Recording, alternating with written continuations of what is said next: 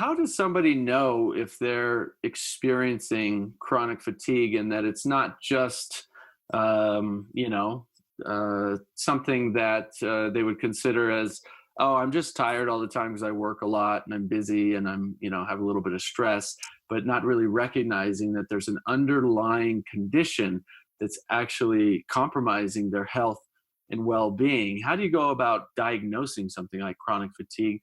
And how does somebody recognize that in their own life that it's something they really need to manage and take care of? Okay, so there's sort of chronic fatigue syndrome, which means if you've had kind of fairly unremitting fatigue and it's been continuing for at least about 6 months, and it's affecting your social activities, maybe your job, and so on.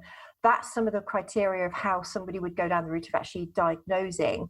But essentially, if you have those symptoms, there's a good chance you've probably got some stress and unresolved emotional trauma, but there's never just one cause. That's a factor. There'll be environmental factors like exposure to heavy metals and things like that.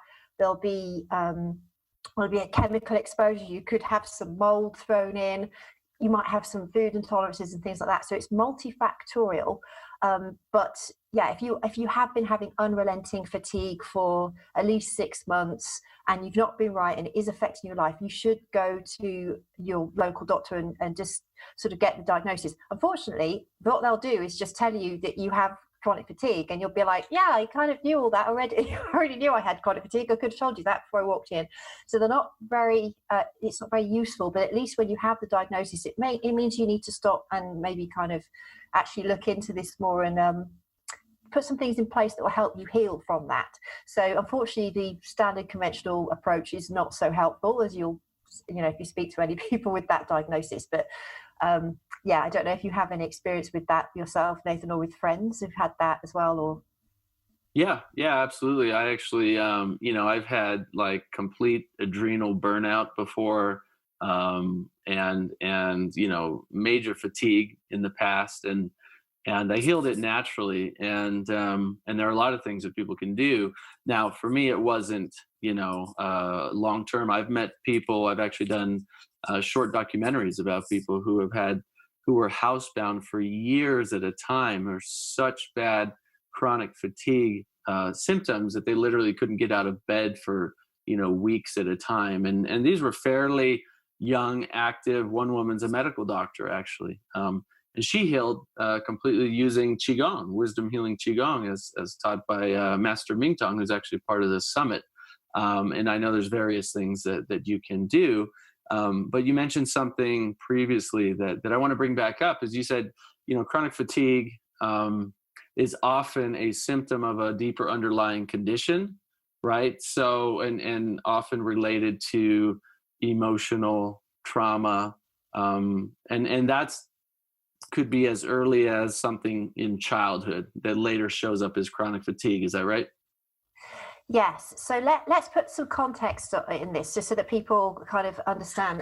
And I came across some data, okay, that this changed my whole perspective on everything. I'd already been running the clinic for 5 years.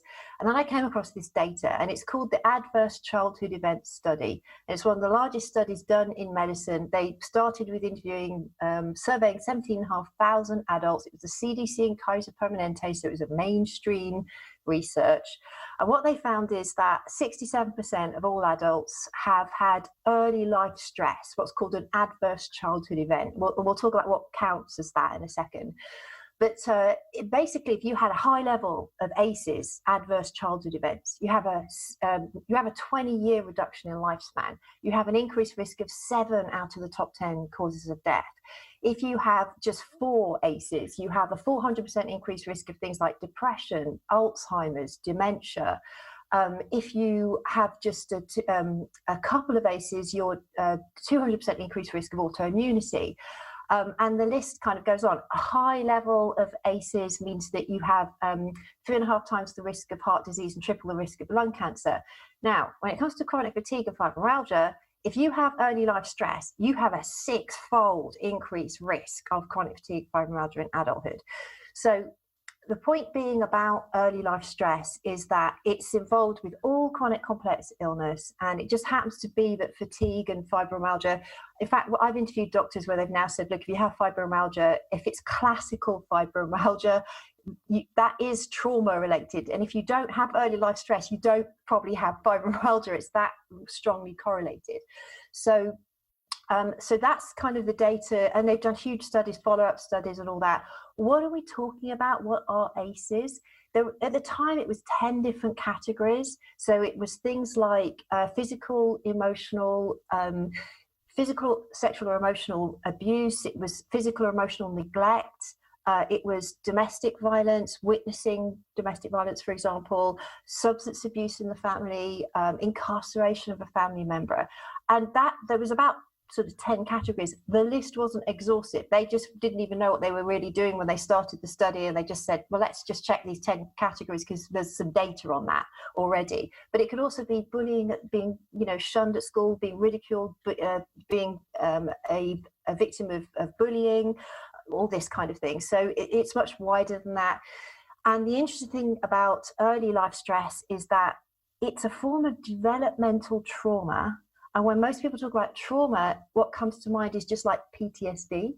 That is post-traumatic stress disorder. That's in relation to a discrete event, whereas developmental trauma is not a single event. It's sort of, an ongoing, it's relational, it's ambient, right? So it's not one thing. It's not a single, like, assault. PTSD can be, in regards to an act of a natural disaster, something like that. So a single event. Now that's actually PTSD. True PTSD is actually quite rare, but what's absolutely epidemic and underexposed is this early life stress, developmental trauma. It's all relational. It's all to do with what I call OP, other people.